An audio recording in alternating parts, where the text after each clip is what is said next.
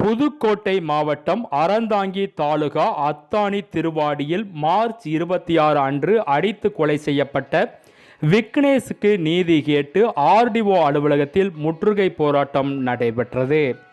அத்தானி திருவப்பாடி விக்னேஷ் கொலை வழக்கை சிபிசிஐடிக்கு மாற்ற கோரி கொலை செய்த அகில இந்திய அண்ணா திராவிட முன்னேற்ற கழக ஒன்றிய செயலாளர் அறந்தாங்கி பெரியசாமி மகன் தமிழ்வேந்தன் மற்றும் துணையாக இருந்த யோகேஸ்வரனை கைது செய்ய கோரி அறந்தாங்கி ஒன்றிய தேவேந்திரகுல வேளாளர் சங்கம் மற்றும் இதர அமைப்புகள் சேர்ந்து அறந்தாங்கியில் உள்ள ஆர்டிஓ அலுவலகத்தில் முற்றுகை போராட்டம் நடத்தினர்.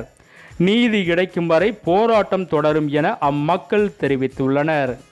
அத்தானி விக்னேஷ் கொலை செய்யப்பட்டு இதுவரை 9 நாட்கள் ஆகியும் அதிமுக ஒன்றிய செயலாளர் பெரியசாமி மகன் கைது செய்யப்படவில்லை. தொடர்ந்து உடலை வாங்க மறுத்து 9 நாளாக அவ்வூர் பொதுமக்கள் போராட்டம் நடத்தி வருகின்றனர்.